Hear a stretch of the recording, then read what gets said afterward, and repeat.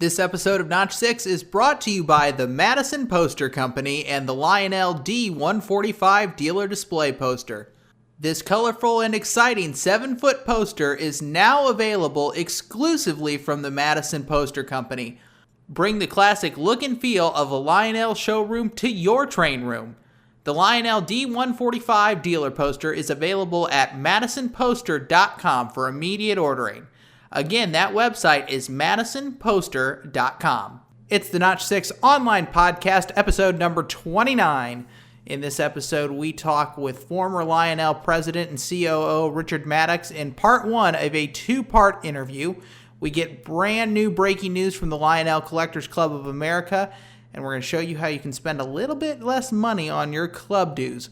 All that straight ahead on this episode of Notch 6. This is the Notch 6 online podcast.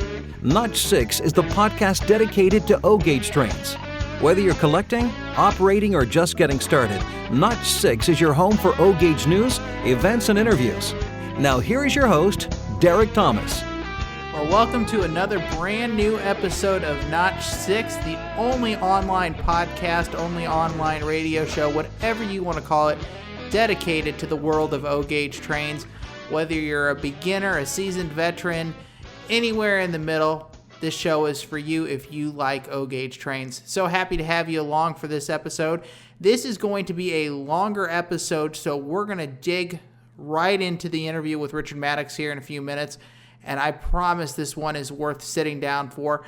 This is going to be a two-part interview. We talked for over an hour and a half when we did this interview.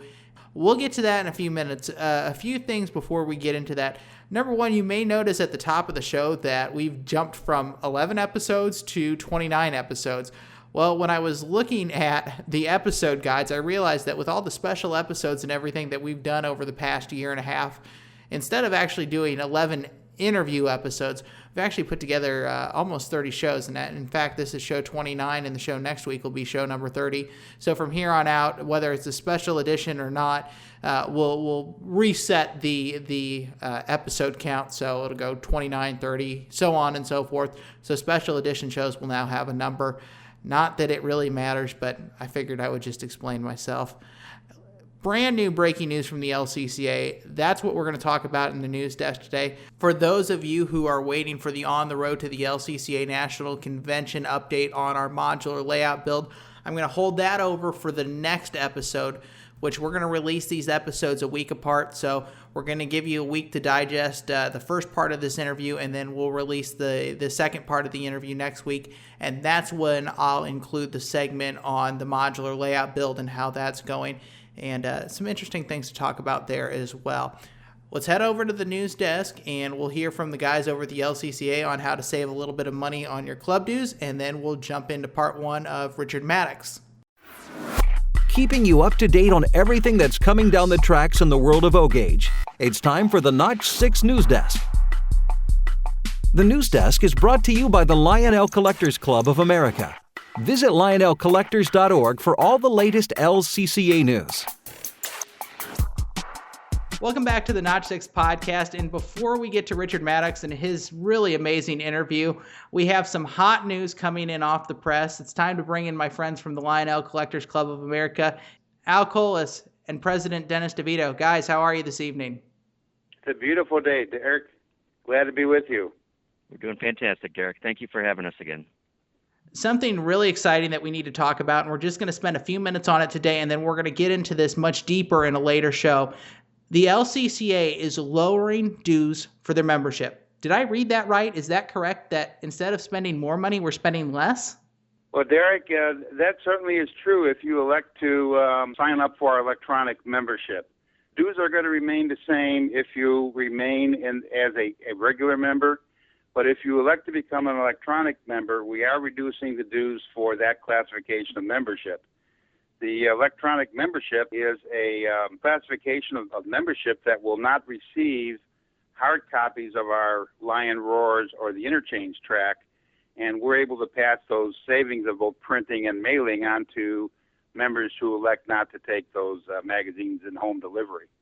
Very neat. And so with this electronic membership, It really is. It's the regular issue of the Lion Roars, just in a digital format. Is that correct? That is correct. We'll have a catalog. The Lion Roars will be put on the website as a catalog very similar to what Lionel offers now. We'll be using the same type of software. So an electronic member will be notified. We'll be able to go to the website and pull up a digital copy of the Lion Roars. Now, what kind of savings are we talking about going e-member versus regular member? Well, the regular membership will stay at $35 per year, and the electronic membership will be $25 per year. So an electronic member would save $10, which is the approximate cost of the mailing and most of the printing costs associated with the magazine. So that's more money to spend on trains at the convention, right? That's right. There's two other important things that we need to touch on regarding this e-membership. Number one is the renewal process. If you're a current member, what happens when I renew and make the switch to an e-membership? Well, we certainly invite any regular member who wants to become an electronic member to do so. But the reality is the transfer from a regular membership to an electronic membership would occur at a renewal. So when a regular member renews, he would be eligible for the electronic membership. We would not be able to change you within the year of your subscription. It's just not practical to go back and make that kind of a change during the middle of a due cycle.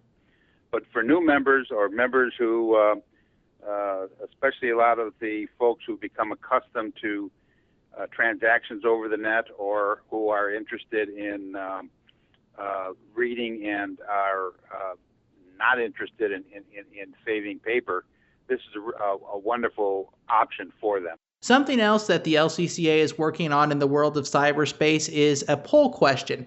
Tell me a little bit more about these questions and what they're designed to do. At the LCCA and the leadership for a long time have been trying to better understand how we can serve our members and what is of interest to them. And you have to make assumptions about things. We said, well, it's really time, let's ask the members. Let's ask the members various questions. Let's find out what they're thinking. Let's find out what they would like to do.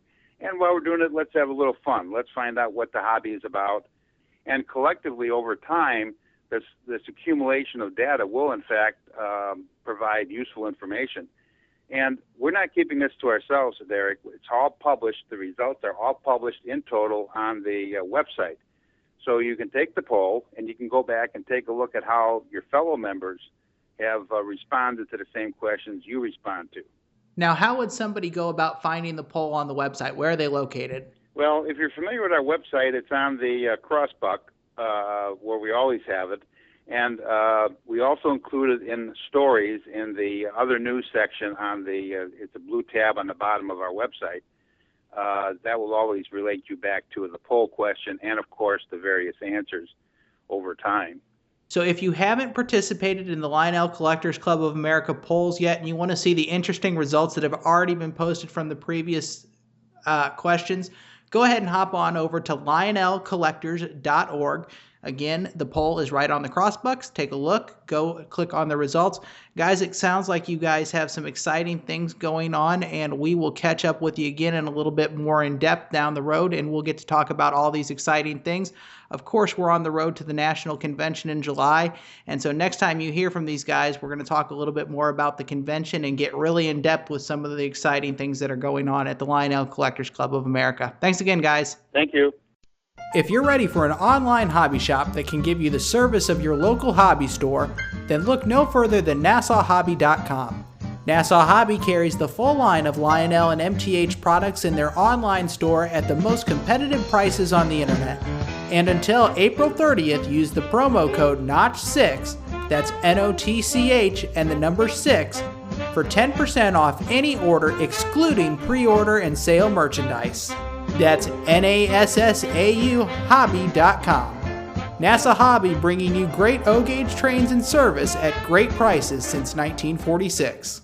This is the Notch 6 online podcast, your home for O-gauge news, events, and interviews. Here again is Derek Thomas. Welcome back to the Notch 6 podcast. So excited to have with me today a man who spent over 50 years working in the hobby. He's the former president and COO of Lionel, and he's also happily retired now. Richard Maddox, welcome to the show. So happy to have you aboard today. Thanks, Derek. Happy to be here. Let's start off this interview, and I ask my guests the same question every time. Tell me a little bit about growing up. Did you have toy trains growing up, or were they just kind of another toy to you, or how did you even get involved in toy trains? First of all, I did have a Lionel set. If you ask me today exactly what it was now, 70-some years later, I can't tell you exactly what it was, but that being said, I had always been a modeler. I was modeling from the time I was about 6 years old. And some of the first things that, and some of the older guys will remember these, I hope, some of the first things that I built in model trains was that Nabisco shredded wheat used to put dividers between the shredded wheat biscuits in their boxes, and they printed those dividers into little houses that one would color with colored pencils, cut out, glue together. And those were some of the first houses on my layout, beside the fact that I built a number of, again, some of the older modelers will remember this, ideal buildings, which were cardstock, balsa wood, basswood, buildings that were printed. They were rather attractive when they were put together. So I suppose I would be considered more of a train modeler than a casual toy enthusiast when it came to trains. You and I have kind of talked a little bit off air, and you have always enjoyed building from what you told me. What else did you enjoy building growing up? Well, of course, I grew up during the war years, so we were building a lot of model airplanes, both solid models and rubber band type models. We built jeeps and tanks and boats. There were tons of especially solid models during that period of time, and I was lucky enough to live practically right down the street from one of the best hobby shops that I can remember. It was owned by a guy in the area where I lived, Frankfurt, in Philadelphia, a fellow by the name of Al France. And it was a true old-fashioned hobby shop. They made their own glue. They poured their own paints. It smelled like a hobby shop. It looked like a hobby shop. It was a pleasure to go into. For a number of years, I thought when I retired, I think I'll open a hobby shop just like that one. But I've decided that probably now is not the time to do it. You've obviously grown up with an interest in the hobby. How did you end up making it a career? I guess I was 15, and I had been frequenting a hobby shop in Northeast Philadelphia by the name of E&H Hobbies. They were the largest hobby group. They had 3 stores in Philadelphia. And I was flying free flight at the time, model airplanes. And I would go in there frequently and buy my materials and what have you. And I was in there one day, and I casually said to the gentleman who was running the store, who was the father of the owners of the chain, I said, do you ever need any help? Because I wasn't a rich kid, so I was looking for some money to help me pay for my hobby. And he hired me on the spot, more just to clean up than anything else after school. And I knew the business so well from just having been a hobbyist that it wasn't long before I was really behind the register and selling product and working with the customers. And that started the whole career. I spent a couple of years there when I was in high school, and then I moved on to a department store where I wound up at the age of 20 I had 5 departments that I was managing and about 100 people that were working for me, predominantly because I had this background and this experience in retail. At the time, there weren't a lot of people working in department stores who had much of a background in anything. And from there, it just all took off. I wound up leaving there after a couple of years and going to the largest hobby wholesaler in the country, General Hobbies Corporation, where I was assistant sales manager. And that was my first exposure, and I know you're going to talk about it later, my first exposure to selling Madison hardware. Very neat. Now, it sounds like, if I'm getting my timeline right, you were working in the department store probably mid to late 50s. Is that right? That's correct. Yeah. Mm-hmm. Okay. Were you overseeing the hobby and toy department at that point? Yes, I did. I had toys, hobbies, photography, luggage, records. Sounds like you had all the fun stuff. I did, yeah. And in season, at Christmas time, it was crazy stuff. We worked 80 hours a week, 7 days a week.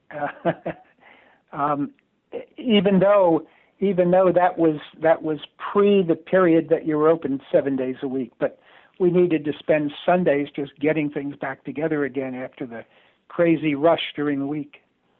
Now, even at that time period, I know that was kind of when you were starting to see the decline of post-war Lionel, and I'm sure hobbies in general at that time. Could you see the changing landscape at that point, or did you know any better at that point?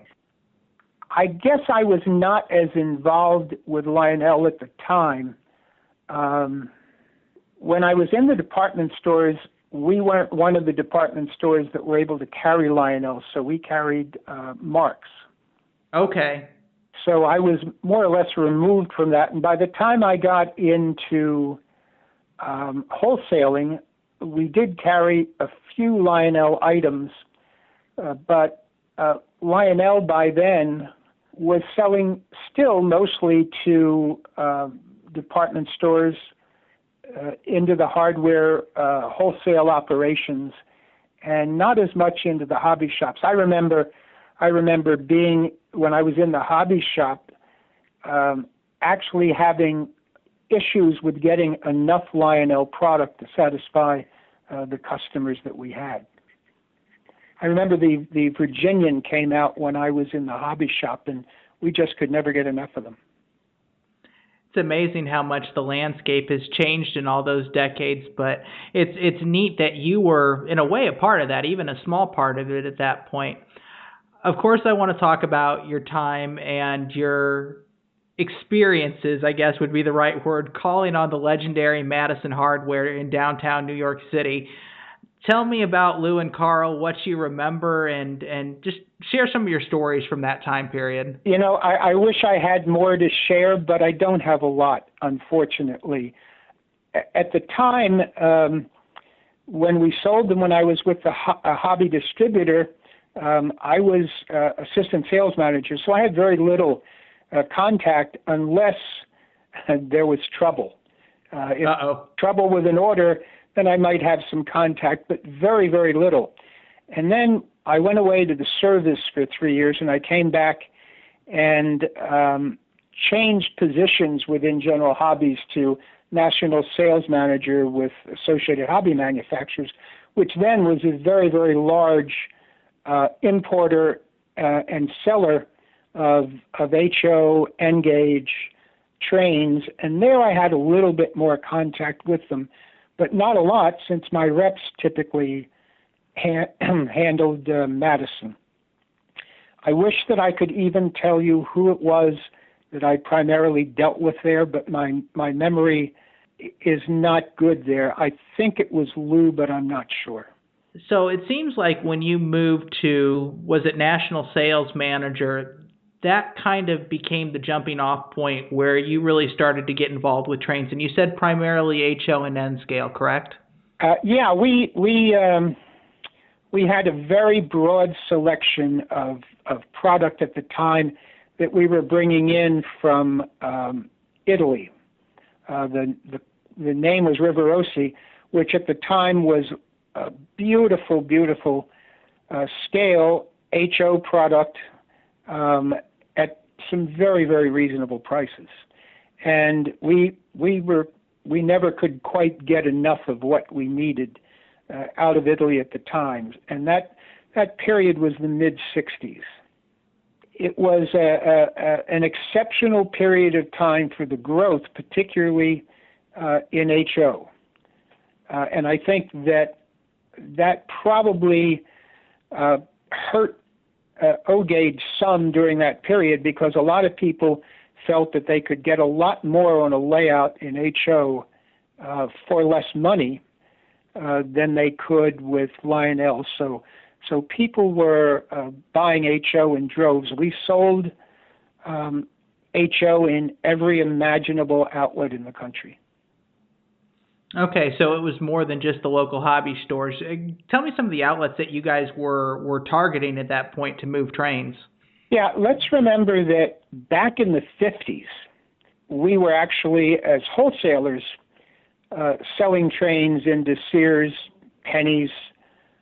This is local sales: Sears, Penny's, Woolworth, SS Kresge, McCrory McClellan, the Green stores, all of those kind of, and then some local companies that may or may not be familiar with people all over the country, but Two Guys and EJ Corvette were big operators at that time. So there was plenty of sales going on into the chain stores even back in the 50s. And that expanded. I remember actually back in the 60s calling on Walmart when they just had 16 stores. Wow. That was an amazing experience when I think back on it now. Yeah, you were there at the beginning of what has become a retail giant. That's really amazing to think about, that at one time Walmart was a handful of stores and that was it. Yep. Now I'm curious with the HO side of things. Lionel was famous, especially in the late 50s and early 60s, for when they would go in and sell trains to their distributors for making promotional sets. In terms of Sears would have sets, Macy's would have sets, that were specifically customized to them. Did that happen so much in the HO side, or was it you get what's in the catalog and that's it? No, absolutely. If you were big enough to buy your own sufficient quantity of sets to have your own set, we would customize those sets, and we put them together here in the United States. We would package them here. Okay, and was that all happening on the East Coast, kind of where you were at? It was, yes. Every toy fair, I would spend most of my time at toy fair negotiating with these major chains who could afford to do that, putting together special train sets for them so they had their own special set. How long did you stay with your role there? I left there. I came back from the service in '64, and I left there in '67 to go to the Midwest as an independent factory representative, representing a number, up to 50 at a time, different factories in the hobby business. Factories, okay. For instance, X-Acto, which everyone would know, or perhaps everyone would know Model Rectifier, who at that time was the largest supplier in the United States of DC power supplies. Right. Perhaps in the world at that time, actually. I had a number of road race companies, airplane companies, boat companies, not as much in railroad because there weren't as many railroad companies available to represent. Although MRC right. at the time did have a line of N-Gauge. So it sounds like you were kind of an independent contractor, and so were you brought in with a specific company, or were you kind of on your own at this point and just said, hey, I'm here and available to represent you? How'd it all work? I actually went to work with a fella out of Chicago, Illinois, by the name of Bill Core. And Bill had been my factory representative out there in Chicago. And he said one day, I am just working myself to death. I am covering all of these states, and I just can't do it anymore. And I said, well, you want some help? And he said, well, who do you have? And I said, me. And I flew out, saw Bill, and we sat down and talked about what we could do. And I took over Michigan, Ohio, Kentucky, Western Pennsylvania. And so what was your role exactly as a factory representative? You went into, there were wholesalers, lots of wholesalers at that time in the hobby business, and other types of stores as well who bought hobby product. And you went into these wholesalers and, in some cases, large retail operations, and represented the factory, sold them product, went back and on a regular basis checked their inventory. It was a very, very lucrative job at the time. It was very, very good years. Of course, a lot of that business is gone now, so that there are factory reps are few and far between in the business today. So it looks like by that point in your career, you had kind of just decided, I'm staying in the hobby business. And so let's move ahead a little bit to 1987. You joined Bachmann as Senior Vice President of Sales. During your time there, you were able, and my guess is because of your experience dealing with all of these chains over the previous decades, you were able to get Bachmann sets into Walmart, Toys R Us. It's very clear that your experience is what got the sets into these larger chains. Am I correct in saying that? Well, there's a couple of reasons why that happened. First of all, Bachmann had been selling a number of these chains like Sears before I got there. What happened that was of real interest at that time is that I had just gotten there at a time when we were going to Toy Fair. Toy Fair was a month and a half, I guess, after I got there. And I was in my showroom, and the then president of Tyco Trains, which was the leading seller of trains, who spent $1 million and a half every year on television promoting their trains, came into my showroom, and he said, and we knew one another, certainly, and he said, Dick, can we go in your office a minute? And I just want to talk to you.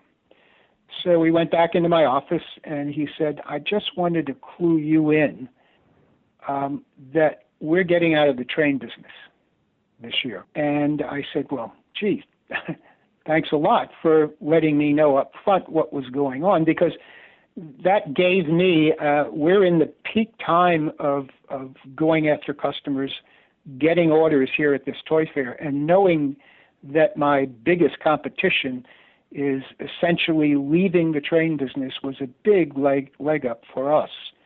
The other reason that we were able to, we doubled the business that year, that first year that I was there. The other reason we were able to do that is I had dealt with so many of these other chains, Toys R Us, KB Toy Stores, which were a huge chain at that time, Sears, J.C. Penney. I had done business with all of them, and then I had reps all over the country who I knew. I replaced some of Bachmann's reps, and I knew them to have some good connections with some of the big chains like Target and Costco, and some companies that are gone today that people may remember. Best Products, for instance, was a very large company at one time that we sold. And of course, we knew Toys R Us and Walmart, so it wasn't that difficult to go out and get the business. You're going to have to indulge me for a little bit here, because I have to tell you a story, and I guess in a way I have you to thank. In 1987, I was a 3-year-old who was absolutely fascinated by trains at that point. And I can remember walking into a KB toy store. Not only was I fascinated with toy trains, I was specifically fascinated by Conrail. And I can remember walking into a KB toy store at probably 3 or 4, and this would have been right about the time that you guys were expanding Bachmann's reach into the train world. And I remember in the late 80s, you guys produced a little HO work truck that ran on the tracks that was Conrail. And I remember the Bachmann white packaging so distinctly. And I guess I have you to thank for getting those HO products into KB Toys. So in a way, thank you for playing a role in my childhood. Well, it's my pleasure. The guy you really have to thank, and unfortunately he's gone now, was the buyer at the time who later became president at KB, Saul Rubenstein, who really pioneered KB carrying trains. He had the nerve enough to buy large quantities of trains, especially from me, and I would walk in and he would say to me, all right, Maddox, what do you need today? How much do I have to spend? But he always came through and he filled the stores with trains, and I was always thankful for that. He was, for a long time, my number one customer. Was it hard to sell trains to the toy stores at that point? Because at that point, Bachmann was still in the toy store game. Lionel still had starter sets there. Did you guys have to push them, or were they still willing to buy on a frequent basis? Were they still selling well enough that they considered it a smart investment? It depended on the store. Some stores carried just sets. KB, of course, carried all kinds of accessories. Stores like Target would buy usually just one set. So they would have one train set in their toy department. It varied. Toys R Us carried a number of sets from a number of different suppliers. So it wasn't just us. It would be Bachmann and Lifelike and sometimes Model Power. They carried a number of sets. With all the changes in the marketplace, obviously that distribution model still worked at that time period. With your experience and your decades of experience, do you think that model of getting trains into mass retail markets still could be effective today? Is it something that you feel like the train company should be exploring?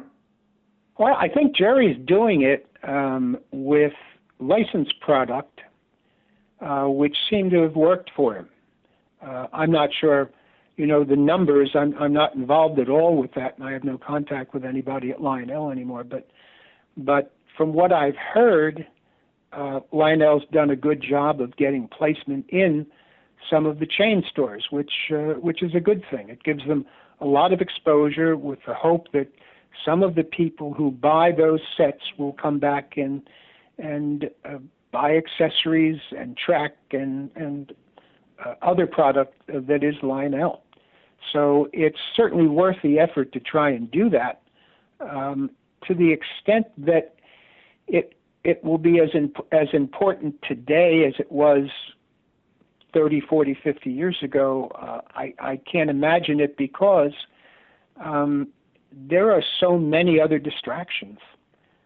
There's just too many other things that go on in the lives of people that unless one is inclined to be a modeler or enjoys, for whatever reason, even though they're not exposed to them, enjoys trains.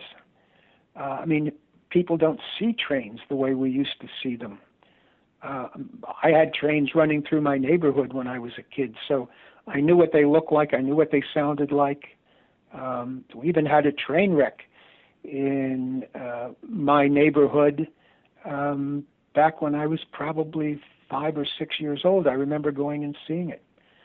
So you don't see those things today, and so it's really harder to get mass distribution in model trains for all of those reasons, but predominantly probably the reason that there are just too many distractions for young people today to get involved in trains. There is a lot of noise, so to speak, that you have to cut through to get any kind of market attention anymore, and I think you're right. I think that's where the uphill battle exists, is how do you take a product that isn't necessarily relevant to today's youth and suddenly get them plugged into that without having some kind of predisposition to either, having a family member that worked on trains in their neighborhood. It is an uphill battle, and I think you're absolutely right. let's go ahead and let's make another jump to 1999. That's when you joined Lionel as president and COO. How did you get the Lionel interview, and what kind of situation did you walk into at Lionel? The people at Wellspring had hired a fellow by the name of Tom Blishock, who was a Lionel train collector, and someone who was well known as a problem solver in industry, on the basis that either he would come in and run Lionel, or he would find someone who would do that. And Tom at the time, I believe, was too busy with a whole lot of other things. He was making a lot of money. And so he decided he was going to go out and find someone. And so he started to ask around at some of the major retailers, like Charlie Rowe, or a number of different people who they felt could be, who could contribute a good thought toward who they may know who could come in and do the job. And my name kept coming up.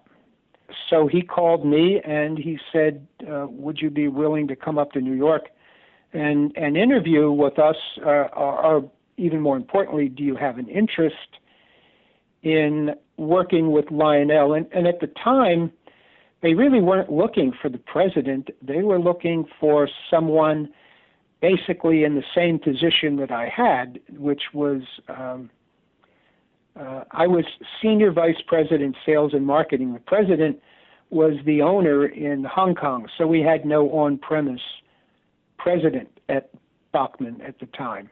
And so I said, well, yeah, I'd be interested, because that would probably top off. I only have a few years left that I want to work, and that would top off a career of a long, long time in the same industry. So I went to New York and we met and we discussed things, and they had seen some of the things that I'd done at Lionel, some of the commercial, at Bachmann rather, and some of the commercials that we had done for Bachmann. And while they probably looked down their nose a little bit on me because I didn't have that Harvard MBA that they were looking for, I did have a background in the industry that was, I think, far more than anyone else they could have found at the time. So we agreed that I would come to Lionel as vice president, sales and marketing.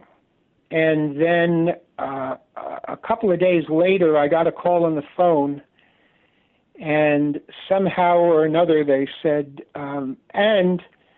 you're going to go in as chief operating officer. I said, oh, okay, that's fine too. And then a couple of days later, they called me and said, we've decided that you're going in as president and chief operating officer. Wow. So things moved really quick. Well, I was a little uncomfortable, because what that meant was that that the then president would be leaving the company. And while I really didn't know him, I thought that was unfortunate. I mean, it isn't something that I enjoyed the thought of doing that to somebody, but nonetheless, I went there, and that's how it all happened. What kind of situation were you walking into in your first days at Lionel? What do you remember? Well, it probably is important to recognize that Wellspring, as a company, bought companies, increased those companies' sales, and then spun them off at huge profits. That was their modus operandi. And they were convinced that they knew how to do that at Lionel. I remember Greg at Wellspring, one of the partners, in an interview, I think it was on CTT, when CTT asked the question, what sort of a person do you have to bring in to run the company in order to make it successful? And I think his answer was, we don't have to worry about that. We know how to make companies successful. We can bring anybody in here, and he can do that. And so I think that this came as a little bit of an awakening that in a company like Lionel, if you don't understand your customer, the consumer, you could be in a lot of trouble. So one of the issues that I found the minute I walked in the door was that consumers weren't happy about a lot of things that I thought we could cure, not without some pain, but we could cure pretty quickly. And when I say quickly, a year and a half. And there were issues with quality, and there were certainly issues with delivery. And because of issues with delivery, there was certainly issues with revenue, which Lionel needed desperately because they lost a lot of money the year before I got there, and I mean a lot of money. So, my first effort was, one, to look at the overhead and try to deal somewhat with what I thought was a terribly inflated overhead. Some of it had already been taken care of before I got there. A lot of the top executives that had been hired were already gone. So that I was starting at a place where what I had to do is go in and weed out those people who were brought in to do things that I felt really had no place in Lionel at the time, projects that I didn't think would pan out, and where I wanted to focus back on Lionel's core business, which I felt at the time was predominantly the two areas, the collector and the operator. And that's what we tried to do for the first year and a half. Within that year and a half, we were able to bring the company at least to a break-even point. But those were my initial issues, and I think anyone who was around at the time, remembering where we were in 99 and 2000, would agree with me that they weren't happy with the quality, they weren't happy with the delivery. They, of course, were never happy with the price, but there wasn't much I could do about that. Let's unpack the decision to move Lionel overseas. You've mentioned some of the factors in terms of quality, delivery time, price. Let's be honest for a second. Was there any real chance to save Lionel U.S. production and still have the company survive? It would have been very hard. It would have been hard because all of my competitors were producing overseas. MTH was 100% overseas. MDK was 100% overseas. Only the very, very smallest of competitors were still able to make some product here in the United States, but their quantities and their revenue was insignificant, really. Lionel had grown to a size where we had to make significant expenditures on things like tooling, and the business was changing so quickly. You would bring out a new locomotive, you'd spend $250,000 on the tool, you'd sell only 1,000 locomotives, and that locomotive would be obsolete next month. So those were real issues that we had to contend with. By taking the product overseas, by moving all the production overseas, I saved 40% on cost of goods. Wow. And one might say, well, you didn't reduce the prices. No, but what we produced at that point in time then was a company that was surviving, that was making money, not a lot of money, but was making money, some money, that was delivering, that the quality had improved. And had we been able to, we tried to work through with the union to figure out some way where we could save enough money to hold a portion of our production here in the United States. And we did that over a period of a number of months. And the people who worked at Lionel tried very, very hard to come up with a way to do that. But we were never able to get things down, remembering that the union I had was the Auto Workers Union, so that the benefits were extraordinary, full health care and everything, and without contribution. Was a major cost. It would have been very, very hard to stay in business, compete with MTH and the other people bringing goods in from overseas, and continue to manufacture in the United States. It was unfortunate, and I think the most difficult day of my life was standing in front of 700 and some people and telling them they were going to lose their jobs. The good thing that happened in the end is that after we shut down and moved everything over, within 6 months, we were able to, we had a group come in and work with our employees, our laid-off employees. We were able to get 80% of those employees placed in new jobs, or their own business, or in schools. And many of the remaining 20%, because they had been at Lionel 40, 45 years, simply said, we're just retiring. We've had it. So That's really interesting. Yeah, I was pleased to know that we didn't destroy as many lives as I thought we could have by doing what we did. But in fairness to Wellspring was perfectly willing to spend the money to get that done. And that right there, folks, is where we're going to leave part 1 of this interview for this week. Kind of a cliffhanger, but you need to come back next week, because if you thought this was good, just wait till you hear what we have in store to finish this interview.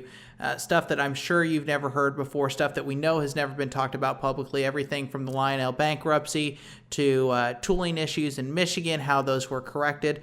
Just a lot of fascinating information, and we will release part 2 of this interview next week. So you have something to look forward to and come back to, and we're not going to make you wait a month between shows. A couple of notes before we go here. Number 1, make sure that you leave reviews for us on iTunes and on Stitcher. That always helps the show ratings. It gives us more exposure and allows us to bring you more of the O-Gauge information that you love. Make sure you leave a review for us on iTunes or on Stitcher. Questions, comments, things you want to hear about, drop me an email. It's notchsix@gmail.com. And you can feel free to email me. I usually get back to folks within a day or two, so drop me a line. We'd love to chat with you guys, hear what you want to hear about on the show. Also, make sure if you're not on our email list, you get on our email list. To sign up for our email list, go to the website. That's Notch6, Notch, and the number 6.com. And on the left-hand side of the page, you'll see an email sign-up link. We won't spam you. We won't sell your email address. All we'll do is send you helpful emails that tell you when the new shows are coming out, what you can expect.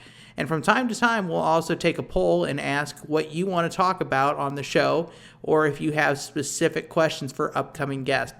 So again, the email sign-up is on our page at Notch and the number 6.com. That's it for this week. We'll be back with part 2 of this interview next week. Until then, folks, keep it in Notch 6. Thanks for listening to Notch 6. You can find us on Facebook for all the latest news and previews of our next show. Be sure to subscribe to the show on iTunes so you'll receive the show as soon as it's posted. If you have any questions or comments, email notch6@gmail.com. That's notchsix@gmail.com. We'll see you again soon. Until then, be sure to keep it in Notch 6.